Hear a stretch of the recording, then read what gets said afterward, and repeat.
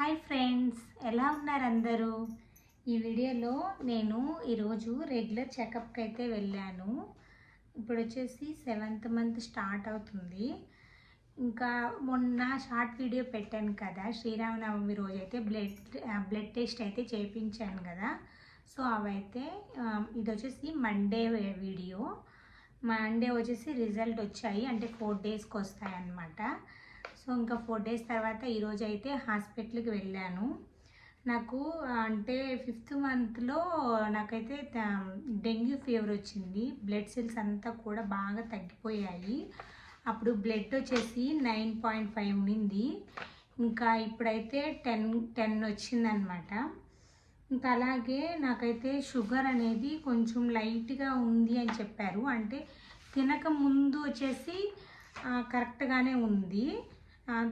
తిన్న తర్వాత